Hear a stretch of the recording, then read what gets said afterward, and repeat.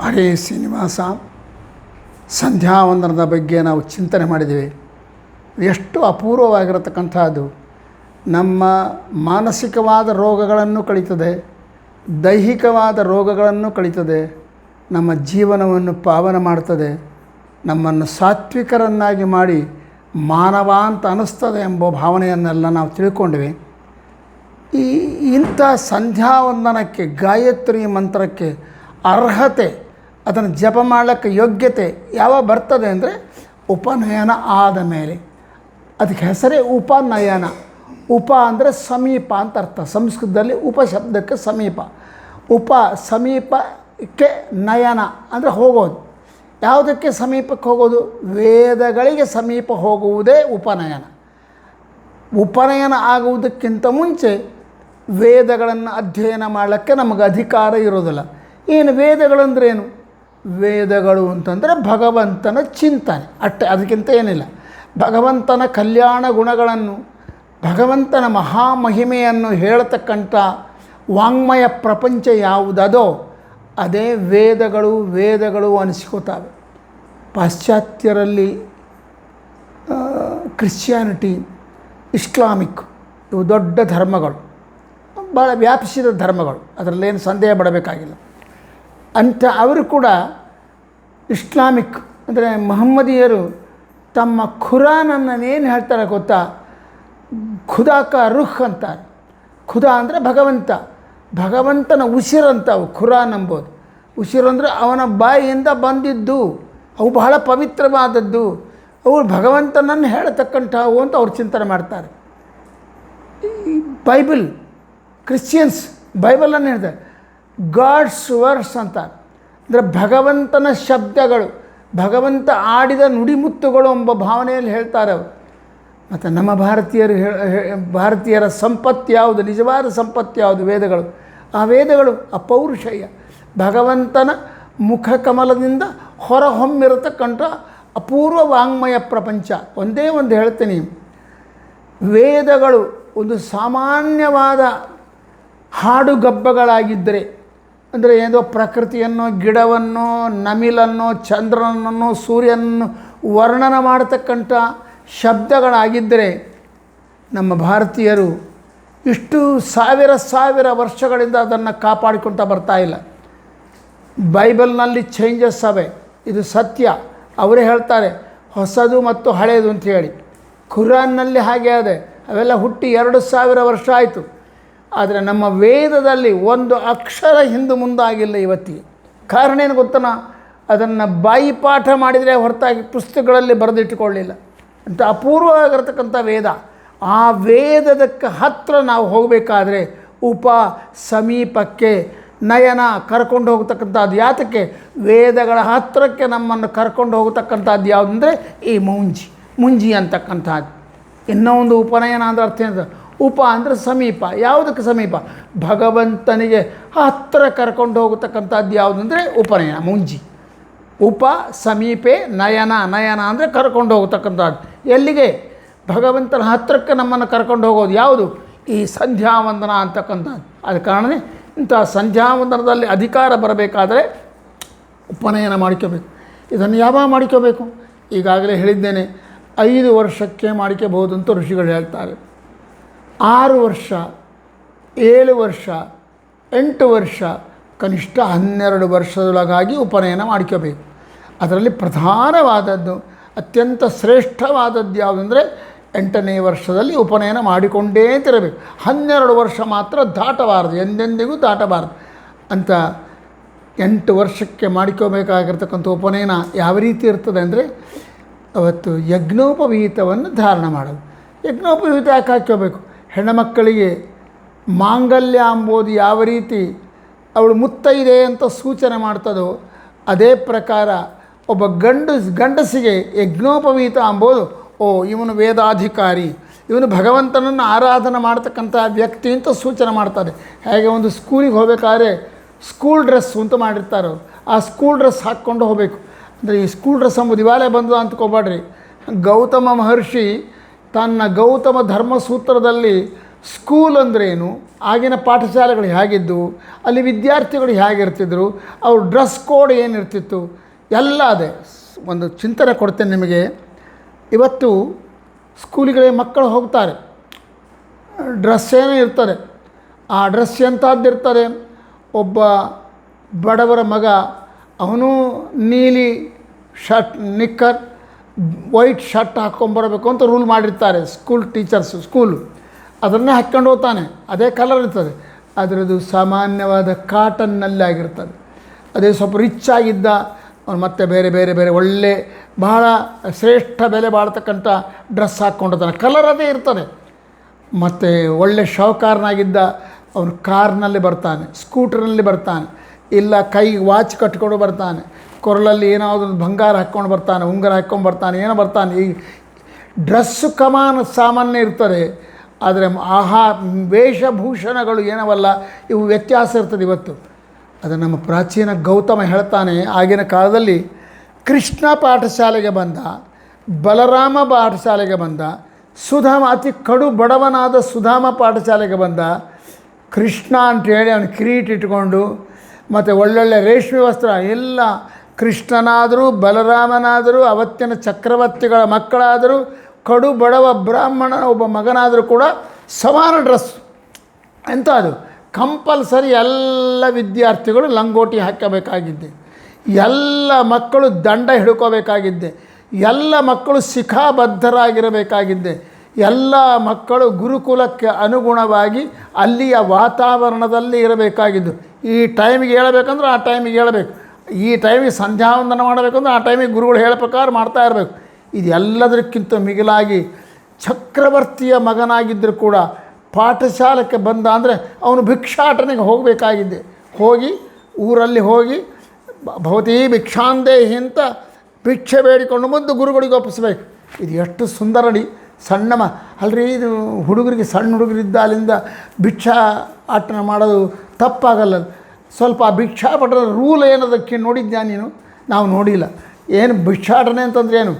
ಅದು ಕಂಡ ಮನೆಗೆಲ್ಲ ಹೊಟ್ಟೆಗಾಗಿ ಹೋಗೋದಲ್ಲ, ಗುರುಗಳಿಗೆ ಸಮರ್ಪಣೆ ಮಾಡಬೇಕು ಅದನ್ನು. ಅದು ಎಷ್ಟು ನೀನೇನು ಒಂದು ಪಾತ್ರೆ ತೊಗೊಂಡು ಹೋಗಿರ್ತಿ, ಆ ಪಾತ್ರೆ ತುಂಬಿತು ಅಂತಂದರೆ ಇನ್ನೊಬ್ಬರ ಮನೆಗೆ ಹೋಗಬಾರ್ದು. ಅವರಿಗೆ ಆಗಿನ ಕಾಲದಲ್ಲಿ 5 ಮನೆ 7 ಮನೆ ಅಂತ ನಿಯಮ ಇಟ್ಟಿರ್ತಿದ್ರು, ಆ ಪ್ರಕಾರ ಹೋಗಬೇಕು. ಅಲ್ಲಿ ಒಂದು ಕ್ಷಣಕಾಲ ನಿಲ್ಲಬೇಕು ಅಷ್ಟೇ. ಅಮ್ಮ ಭವತೀ ಭಿಕ್ಷಾಂದೇಹಿ. ಆಗಿನ ಕಾಲದಲ್ಲಿ ಹೇಗಿರ್ತಿದ್ರು ಅಂದರೆ ಗೃಹಸ್ಥರು, ವಿದ್ಯಾರ್ಥಿ ಬಂದ ಅವನಿಗೆ ನಾವು ಅನ್ನ ಹಾಕಬೇಕು ಅಂಥೇಳಿ ಆ ಹುಡುಗನಿಗೆ ರೆಡಿಯಾಗಿ ಬಂದು ಅನ್ನ ಹಾಕಿಬಿಡ್ತಿದ್ರು. ಆ ಅನ್ನ ತಂದು ಆ ಹುಡುಗ ತಾನೇ ತಿನ್ನಲಿಕ್ಕಿಲ್ಲ, ಅದನ್ನು ಗುರುಗಳಿಗೆ ಸಮರ್ಪಣೆ ಮಾಡಬೇಕು. ಗುರುಗಳು ಗುರುಪತ್ನಿ ಆದವರು ಏನು ಮಾಡ್ತಿದ್ರು, ಮಕ್ಕಳು ತಂದಿರ್ತಕ್ಕಂಥ ಅನ್ನ ಸಾರು ಹುಳಿ ಏನದಲ್ಲ ಅವನ್ನೆಲ್ಲವನ್ನು ಕಲಿಸಿ ಎಲ್ಲವನ್ನು ಒಂದು ಮಾಡಿ ಮಕ್ಕಳಿಗೆ ಬಡಿಸ್ತಾಯಿದ್ರು. ಎಷ್ಟು ಸುಂದರನಿ. ಇದರಲ್ಲಿ ಏನಾಯಿತು ಗೊತ್ತರ, ನಾನು ಎಂಬ ಅಹಂಕಾರ ಹೋಗ್ತದೆ. ಚಕ್ರವರ್ತಿ ಮಗ ಭಿಕ್ಷಾಟನೆಗೆ ಹೋಗಬೇಕಾಗಿದೆ, ಭೌತಿ ಭಿಕ್ಷಾಂತೆ ಹೋಗಬೇಕು. ಅವಾಗ ಏನಾಗ್ತದೆ ಗೊತ್ತಾ, ನಾನು ಚಕ್ರವರ್ತಿ ಮಗ ಅಂಬೋದು ಹೋಗಿಬಿಡ್ತದೆ. ಅವನಿಗೆ ಬಡವರ ಬಗ್ಗರ ಬಗ್ಗೆ ಪರಿಚಯ ಆಗ್ತದೆ, ಸಮಾಜದ ಪರಿಚಯ ಆಗ್ತದೆ. ಸೊ ಇಂಥ ಅಪೂರ್ವವಾದ ರೀತಿಯಲ್ಲಿ ಪ್ರಾಚೀನ ಕಾಲದಲ್ಲಿ ವಿದ್ಯಾಲಯಗಳಿದ್ವು, ಅಡವಿಯಲ್ಲೇ ಇರ್ತಿದ್ವು. ಅವು ಸಿಟಿಯಲ್ಲಿ ಯಾವ ಪಾಠಶಾಲೆನೂ ಇರ್ತಿಲ್ಲ. ಕೃಷ್ಣ ಅಡವಿಯಲ್ಲೇ ಓದಿದ, ರಾಮ ಅಡವಿಯಲ್ಲೇ ಓದಿದ. ಎಲ್ಲ ಚಕ್ರವರ್ತಿಗಳ ಮಕ್ಕಳು, ಬಡವರ ಮಕ್ಕಳು ಎಲ್ಲರೂ ಅಡವಿಗೆ ಹೋಗಿ ಗುರುಕುಲದಲ್ಲಿ ಗುರುಗಳನ್ನು ಆಶ್ರಯಿಸಿ ಗುರುಗಳು ಹೇಳ್ತಕ್ಕಂಥ ಸೇವೆಗಳನ್ನು ಮಾಡಬೇಕು. ಕೃಷ್ಣ ಕೂಡ ಕಟ್ಟಿಗೆ ತೊಗೊಂಬರ್ಲಿಕ್ಕೆ, ಸಮಿತ್ತು ತೊಗೊಂಬರ್ಲಿಕ್ಕೆ ಸುಧಾಮನೊಟ್ಟಿಗೆ ಅಡವಿಗೆ ಹೋಗಿದ್ದಾನೆ. ಕೃಷ್ಣನ ಮಗ ಕೃಷ್ಣ ಸಾಕ್ಷಾತ್ ಭಗವಂತ ಅಂಥೇಳಿ ಆ ಋಷಿ ಪತ್ನಿ, ಕೃಷ್ಣ ನೀನು ಹೋಗಬೇಡಪ್ಪ, ಇವ್ರು ಮಾತ್ರ ಸುಧಾಮ ಹೋಗಲಿ. ಅಲ್ಲಿಲ್ಲೇ ಅವನು ಹೋದ, ಸುಧಾಮನು ಹೋದ. ಆ ಅಡವಿಯಲ್ಲಿ ಹೋಗಿ ಕಟ್ಟಿ ಕರ್ಕೊಂಬರ್ದು. ಅಂದರೆ ಗುರುಕುಲದ ವ್ಯವಸ್ಥೆ ಅಂತ ಏನದಲ್ಲ, ಗುರುಕುಲದ ಕೆಲಸಗಳು ಅಂತ ಏನವಲ್ಲ, ಅವನ್ನೆಲ್ಲರೂ ಸಮಾನವಾಗಿ ಮಾಡಬೇಕು. ಎಲ್ಲರೂ ಸಮಾನವಾದ ಡ್ರೆಸ್ಸಿನಲ್ಲಿರಬೇಕು, ಎಲ್ಲರೂ ಸಹಪಂಕ್ತಿ ಭೋಜನ ಮಾಡಬೇಕು, ಎಲ್ಲರೂ ಒಂದೇ ತರಹದ ಊಟ ಮಾಡಬೇಕು.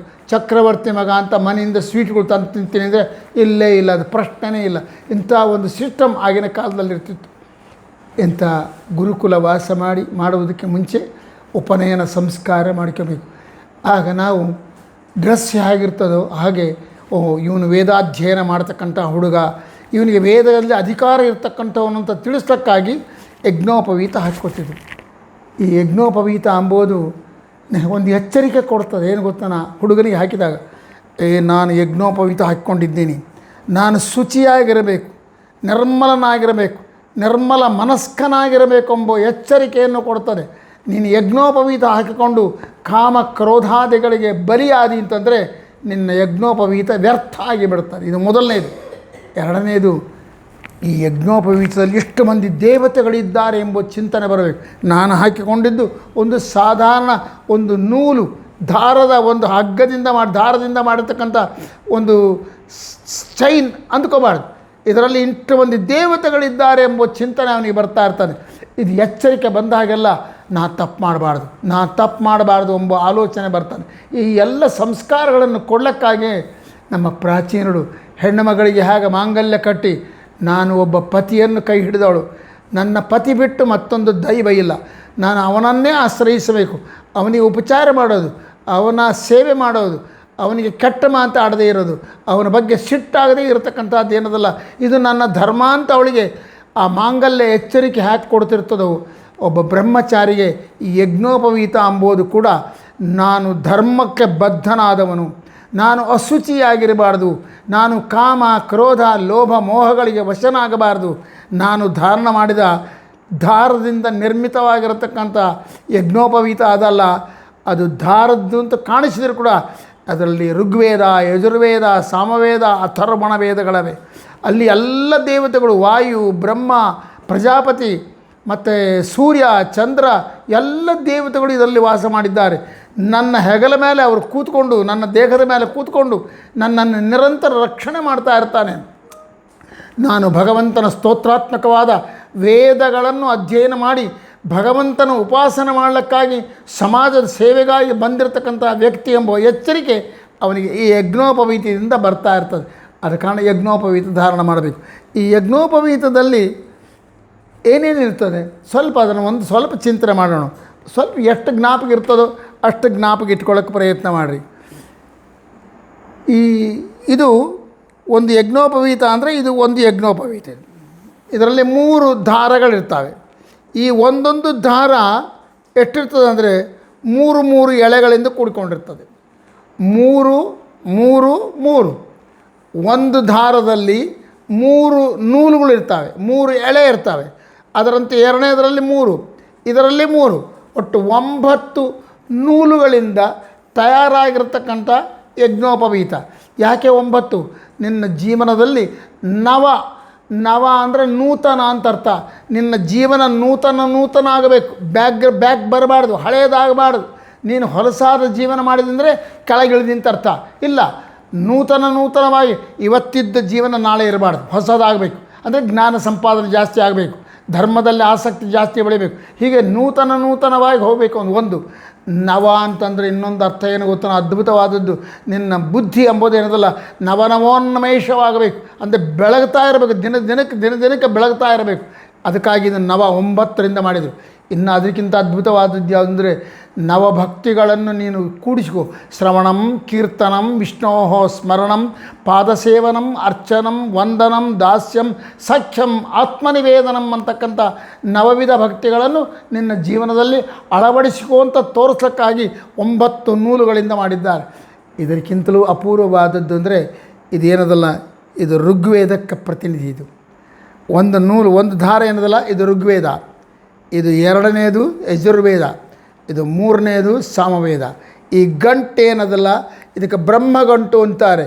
ಇದು ಏನಯ್ಯ ಅಂದರೆ ಈ 3 ಜಾಯಿಂಟ್ ಮಾಡಿದೆ ನೋಡಿರಿ, ಭಾಳ ಗಮನದಲ್ಲಿಡ್ರಿ.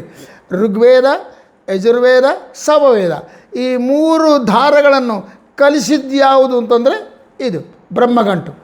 ಅಂದರೆ 3 ವೇದಗಳನ್ನು ಜೋಡಿಸು ನೀನು. ಅದು ಬೇರೆ, ಇದು ಬೇರೆ, ಇದು ಬೇರೆ, ಎಲ್ಲವೂ ಭಗವತ್ ತತ್ವ ಪ್ರತಿಪಾದಕಗಳಾದ ಎಂಬ ಚಿಂತನೆ ನಿಮಗೆ ಬರಬೇಕು. ಇದರಲ್ಲಿ ಯಾವುದಿರ್ತದೆ? ಅಥರ್ವಣ ವೇದ ಇರ್ತದೆ. ಇದು ಋಗ್ವೇದ, ಒಂದು ಯಜುರ್ವೇದ, ಒಂದು ಸಾಮವೇದ, ಒಂದು ಅಥರ್ವಣ ವೇದ. 4 ವೇದಗಳಿಗೆ ಪ್ರತಿರೂಪವಾಗಿರ್ತಕ್ಕಂಥದ್ದು. ಇದರಲ್ಲಿ ಯಾರಿರ್ತಾರೆ ಗೊತ್ತನ? ಈ ದಾರ ಏನದಲ್ಲ, ಈ ದಾರವನ್ನು ಯಾರು ತಯಾರು ಮಾಡ್ತಾರೆ ಗೊತ್ತನ?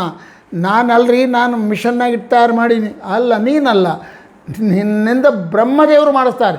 ಅಂದರೆ ಸೂತ್ರಗಳನ್ನು ತಯಾರು ಮಾಡುವುದೇ ಅಂದರೆ ನಿನ್ನ ಅಂತರ್ಯಾಮಿಯಾಗಿದ್ದು ಬ್ರಹ್ಮದೇವರು ಮಾಡ್ತಾರೆ.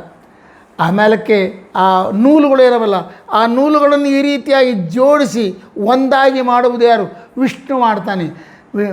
ಅವನು ವಿಷ್ಣು ಮಾಡ್ತಾನೆ. ಆಮೇಲೆ ಈ ಬ್ರಹ್ಮ ಗಂಟದಲ್ಲಿ ಈ ಗಂಟನ್ನು ಯಾರು ಹಾಕ್ತಾರೆ ಗೊತ್ತಾ? ರುದ್ರದೇವರು ಹಾಕ್ತಾರೆ. ಇದನ್ನು ರುದ್ರದೇವರು ಹಾಕ್ತಾರೆ. ಈ ದಾರಗಳನ್ನು ಜೋಡಿಸ್ತಕ್ಕಂಥದ್ದು ವಿಷ್ಣು ಜೋಡಿಸ್ತಾನೆ. ಈ ದಾರಗಳನ್ನು ಮಾಡುವುದು ಯಾರಂದರೆ ಬ್ರಹ್ಮದೇವರು ಮಾಡ್ತಾರೆ. ಇಂಥ ಅಪೂರ್ವವಾಗಿರತಕ್ಕಂಥ ಯಜ್ಞೋಪವೀತದಲ್ಲಿ ಓಂಕಾರ ಇರ್ತದೆ ಮೊದಲನೇದು. ಯಾಕಂದರೆ ಎಲ್ಲ ಓಂಕಾರದಲ್ಲೇ ಅಡಗಿರೋದು. ಸಕಲ ಈ ಋಗ್ವೇದ, ಯಜುರ್ವೇದ, ಸಾಮವೇದ, ಅಥರ್ವಣವೇದ. ಓಂ ನಮೋ ನಾರಾಯಣಯತಿ ಸಿದ್ಧಂ ತನ್ನಾಮ ವೇದ ವಳಿಗರ್ಥ ಕೋಲೆ. ಈ ಓಂ ಎಂಬುದರಲ್ಲಿ 4 ವೇದಗಳು ಅಡಕವಾಗಿವೆ. ಓಂಕಾರದಿಂದ ಮೊಟ್ಟ ಮೊದಲು ಬಂದಿದ್ದೇನು ಅಂದರೆ ಅಕಾರ ಉಕಾರ ಮಕಾರ ಇತಿ ತಾನೇಕದಾ ಸಮಭವತ್ತದೋ ಮಿತಿ.